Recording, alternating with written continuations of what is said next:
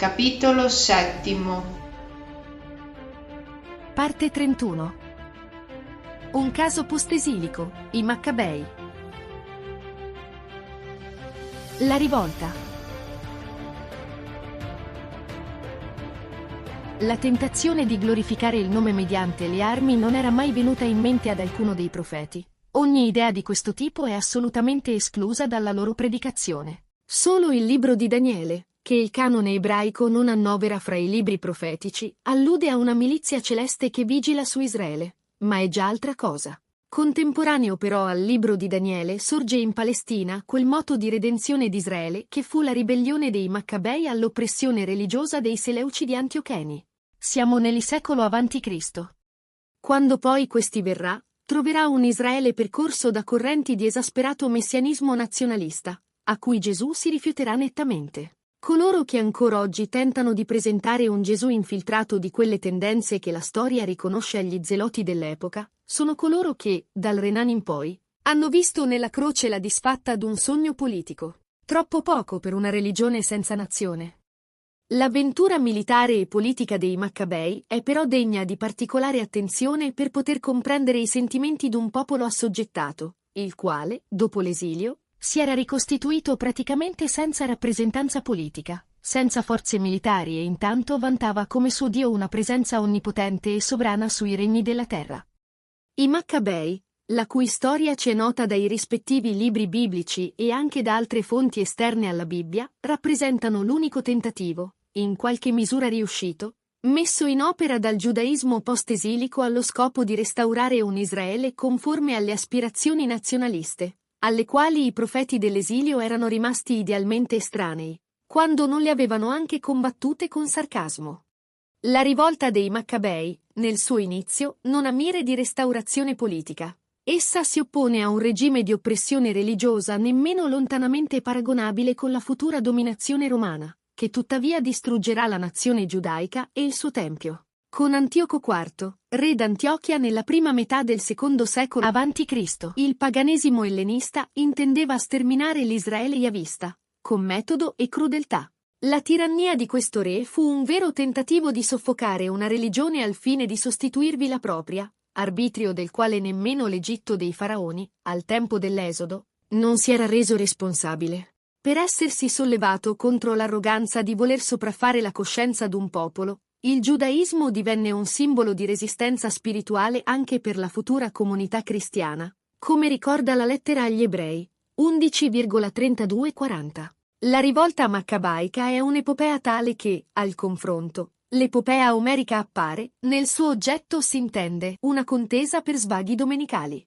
E tuttavia l'ideale maccabaico verrà a scontrarsi nel rifiuto teologico che di questa nobilissima storia biblica fece proprio colui nel cui nome essa aveva preso motivazione e slancio messianico. L'insurrezione esplose per iniziativa d'una famiglia di stretta osservanza della legge mosaica, e ottenne notevoli successi sul piano militare e politico. Ma dopo Giuda, valorosissimo capitano, i suoi fratelli instaurarono a poco una politica dinastica, che dispiacque a molti zelatori della legge, soprattutto per il fatto che Gionata, successore di Giuda nella conduzione della lotta, aveva assunto la carica di sommo sacerdote proprio dalle mani d'uno di quei capi antiocheni contro cui gli insorti avevano tenacemente combattuto. Questo arbitrio gli sottrasse per sempre l'appoggio delle migliori forze spirituali operanti nel giudaismo del tempo. La comunità essena di Qumran, ad esempio, vide in Gionata l'uomo iniquo per eccellenza, il sacerdote empio di cui i loro libri monastici parlano con esecrazione, proprio per il fatto d'aver usurpato il sommo pontificato. Sarà però Simone, fratello di Gionata Maccabeo, a fondare una vera dinastia, unendo nella sua persona e il titolo di sommo sacerdote e quello di governatore della Giudea, con l'appoggio e l'intromissione diretta dei principati pagani, non ultimo quello senatoriale romano. In tal modo la dinastia dei Maccabei Asmonei si avviava, fra beghe di palazzo e tradimenti, a diventare una piccola monarchia di re sacerdoti, vassalli delle maggiori potenze pagane del tempo, subordinando così la purità dell'ideale religioso della prima insurrezione agli intrighi della diplomazia internazionale e a quelli di una triste storia di colpi di mano e atrocità, consumati all'interno della dinastia e ai danni del popolo. Narra Giuseppe Flavio che Alessandro Ianneo, nipote di Simone, massacrò in una sola volta circa 6.000 ebrei della corrente dei farisei, suoi avversari. La serie di tali avvenimenti, durante i quali nessun profeta farà più udire la sua voce, finirà per mettere un ideale di indipendenza religiosa, tramutato in un dispotico regime nazionalistico, nelle mani di Roma, che avrebbe sradicato definitivamente regno e sacerdozio e tempio. L'ultima discendente dei Maccabei sarà Mariamme, andata in sposa all'idumeo Erode il Grande, che la farà strangolare insieme con i suoi 2 figli Aristobulo e Alessandro. Tramontava così, poco prima che nascesse Gesù, un sogno che aveva finito per fare del nome un preteso egemonico, insomma un regno dell'uomo, mentre la speranza dell'Israele di Dio viaggiava incontro a un re messianico, quello delle promesse fatte a David, per la cui regalità il Salmo 20 pregava esprimendo questo infiammato parere: gli uni per i carri, altri per i cavalli, noi invece siamo forti per il nome di Yahweh nostro Dio. Quelli si piegano e cadono, mentre noi restiamo in piedi e siamo saldi. Salmo 20,89. Il nome non ha mai voluto cavalcare cavalli da guerra se non nelle metafore bibliche. Alla lettera lo farà soltanto Gesù, su un pacifico e riservato asinello di campagna.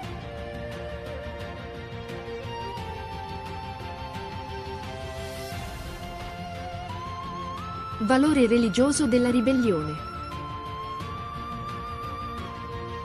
La cosa che più stupisce però è che, presso alcuni storici odierni, tutta l'attenzione dello studioso venga riservata all'aspetto, diremmo puramente storicistico, degli eventi clamorosi dei 2 ultimi secoli che precedono il Cristo. La vicenda maccabaica è vista come la cronaca di un principato anziché come una pagina della storia della salvezza, per il fatto che non si dà peso teologico a quanto avviene sull'altro versante della vicenda, laddove sedevano coloro che attendevano il riscatto del nome mediante il servizio della loro fede, nell'osservanza della legge dell'alleanza e senza brandire la spada. Alludiamo a coloro che la forzata ellenizzazione del giudaismo da parte dei re antiocheni trovò gloriosamente in piedi e disarmati. Il secondo libro dei Maccabei si sofferma sull'eroismo di questi miti che avrebbero posseduto la terra promessa del regno, e tra i quali sarebbe apparso di lì a poco Gesù. Sia dalle pagine di questo libro, sia dalle notizie tramandateci da Giuseppe Flavio, contemporaneo degli Apostoli, conosciamo molti di questi pii di Yahweh nelle loro gesta di fedeltà a un nome disprezzato dalle nazioni. Sul terreno della loro tribolazione la storia della salvezza si avviava verso il mezzogiorno della rivelazione cristiana, scoprendo nella bontà del nome verità per l'innanzi non bene intraviste, quali, ad esempio, la sovranità del nome sulla morte e la conseguente risurrezione finale, il giudizio divino inteso come fulcro e fortezza della coscienza individuale, l'intercessione dei santi, la propiziazione per le anime dei defunti, la creazione di tutte le cose dal nulla. Del resto, anche il movimento dei farisei, di appartenere ai quali si glorierà San Paolo, quello degli Esseni, dal cui ideale religioso scaturirà l'ammirabile comunità monastica di Qumran, sono la prova che Dio affidava la storia del suo nome ai poveri di spirito, cioè a coloro che lo attendevano nell'umiltà, la quale non precede mai Dio né si scandalizza della inconsueta strategia adoperata per stabilire il suo regno. Commovente, al proposito, un passo del secondo libro dei Maccabei, dove l'autore ispirato implora il lettore a non scandalizzarsi del nome per causa di quanto avveniva al popolo che lo confessava buono e onnipotente, mentre sembrava infierire proprio su quello. Scrive: Io raccomando a coloro che avranno in mano questo libro, di non turbarsi per queste disgrazie, e di considerare che queste persecuzioni non vengono per la distruzione, bensì per la correzione della nostra gente. Poiché il Signore non si propone di agire con noi come fa con gli altri popoli, quando con longanimità attende di punirli solo allorché abbiano colmato la misura delle loro iniquità. Questo al fine di non punirci più tardi, allorché i nostri peccati avessero raggiunto la misura estrema. Perciò egli non ci toglie mai la sua misericordia, correggendolo mediante le sventure, egli non abbandona il suo popolo. Questo sia detto come verità da ricordare. 2 Maccabei 6,12-17. È una grande confessione. A noi sembrerà messa su con ragioni di rimando, diciamo raccogliticce, forse indegne della magnificenza del nome. La grandezza dell'Israele biblico sta qui, Davanti all'ingiustizia che lo colpisce, non si ribella a Dio, sapendo che tutto avviene sotto la sovranità del suo perseguitato nome.